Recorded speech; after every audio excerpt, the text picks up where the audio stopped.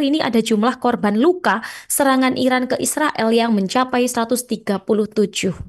Kemudian berikut ya ada rangkuman perang Iran Israel hari ketujuh.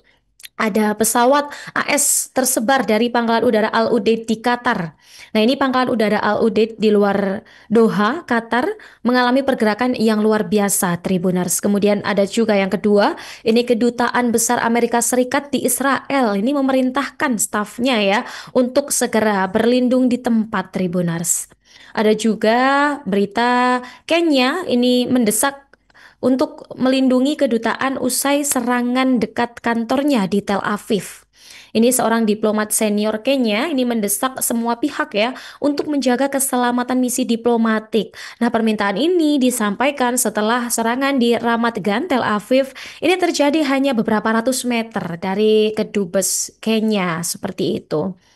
Kemudian update dari jumlah korban luka serangan Iran ke Israel ini meningkat jadi 137 dan ini telah dievakuasi ya ke fasilitas medis untuk mendapatkan perawatan, Tribuners.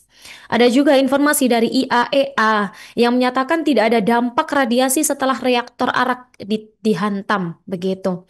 Ini IAEA menyatakan reaktor air berat Hondab juga dikenal sebagai reaktor Arak ini karena memang kemarin telah terdampak ya, terkena serangan seperti itu. Kemudian dari Rusia ini juga memperingatkan Amerika Serikat, intervensi di Iran ini bisa picu eskalasi yang cukup mengerikan gitu ya. Jadi ada yang mengingatkan bahwa intervensi militer Amerika Serikat dalam konflik Iran-Israel ini bisa memicu lingkaran eskalasi yang cukup mengerikan begitu.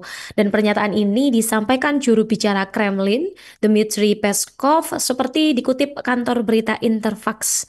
Sementara itu ya, Tribuners, Presiden AS Donald Trump ini menyatakan dirinya masih mempertimbangkan langkah intervensi militer begitu.